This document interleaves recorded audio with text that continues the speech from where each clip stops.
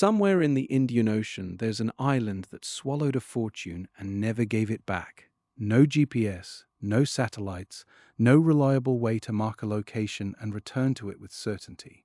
And yet, for nearly 200 years, pirates found islands European navies couldn't locate, hid fortunes worth more than entire kingdoms, and vanished into waters that swallowed better-equipped ships whole. How? The answer isn't buried treasure maps with an X on them. That part is almost entirely fiction. The real answer is stranger, and it reveals something remarkable about human ingenuity. In the late 1600s and early 1700s, during the golden age of piracy, the ocean was essentially empty space. There were no accurate charts of most of it. Coastlines were guessed at. Reefs could destroy ships that didn't know they were there. An island might appear on one map and not another, or appear on both in completely different locations. That should have made hiding on a specific island nearly impossible. Instead, it made hiding easier.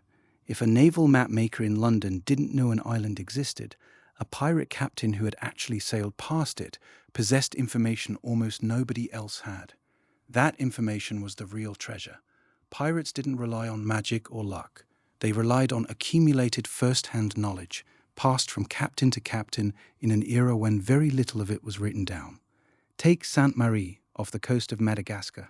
In the 1690s, it became one of the most important pirate havens in the Indian Ocean. Ships sailing the pirate round, traveling from the Americas around Africa and into the Indian Ocean, used Sainte-Marie to resupply, trade, repair ships, and disappear.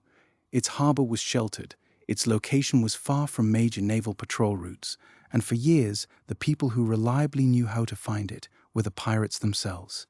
This was information asymmetry. Pirates knew things that navies didn't. But knowing an island existed was only step one. Getting back to it reliably was the real challenge. Before GPS, radio, and reliable clocks at sea, sailors depended heavily on dead reckoning. You started from a known position, tracked your speed and heading, estimated the time you had traveled, and calculated where you should be. It sounds simple. It was also incredibly inaccurate. A tiny error in direction or speed could become a massive error after hundreds of miles. A ship might believe it was approaching an island when it was actually dozens of miles away. To correct for this, sailors used the stars.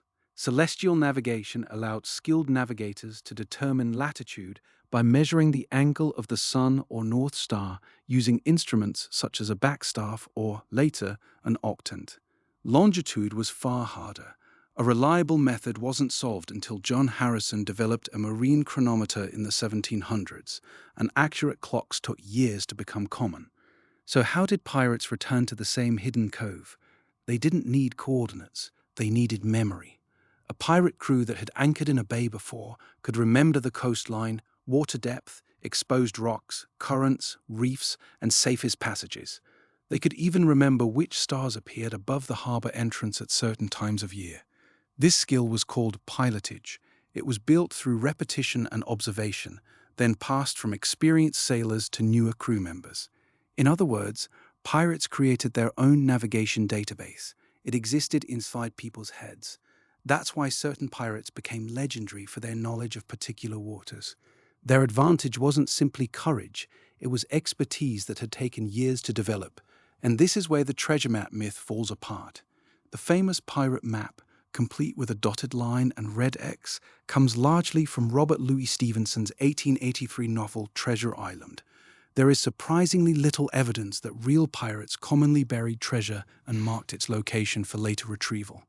There is one famous documented example.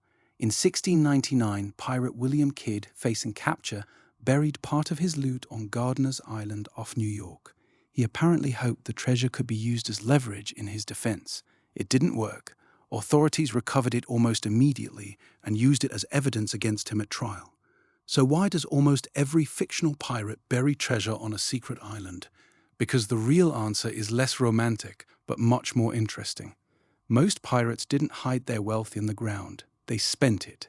They needed food, weapons, gunpowder, repairs, drink, and supplies. They also needed to keep crews loyal. A chest of gold beneath a palm tree was useless to a captain whose men wanted payment and provisions immediately.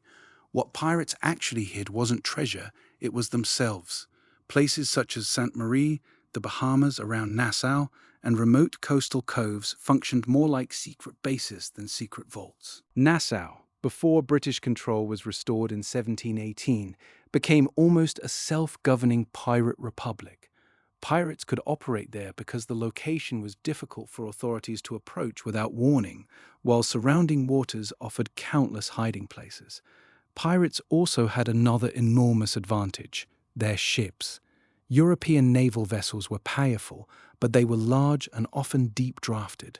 They were designed to fight other warships, not chase small pirate vessels through shallow coastal waters and dangerous reefs.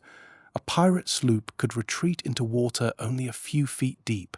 A Royal Navy frigate following it might run aground. That meant pirates could deliberately choose hideouts that larger ships physically couldn't reach. The islands wasn't hidden by magic, it was hidden by physics.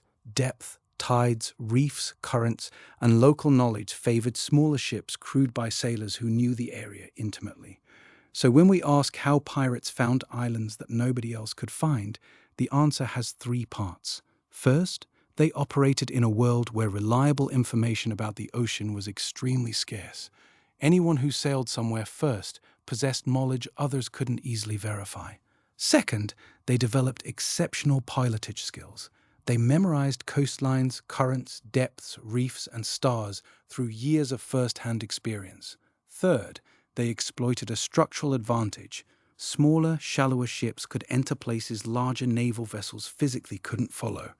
Put those together and you don't need magic. You need years at sea, a willingness to risk your life learning waters nobody else understood, and a ship designed for evasion rather than dominance.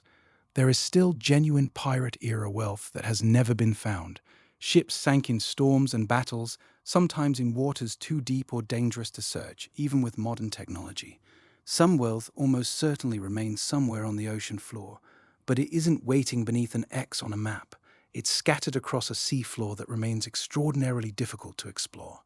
They knew where reefs waited beneath the waves, where currents carried ships, where storms could hide a vessel, and where a larger enemy simply could not safely follow them, or ever hope to survive there safely. The pirates who found the unfindable weren't hiding from history with clever tricks. They were simply better at reading the ocean than the people chasing them. And in a world with no GPS, no satellites, and no instant way to check your position, that knowledge was worth more than any chest of gold.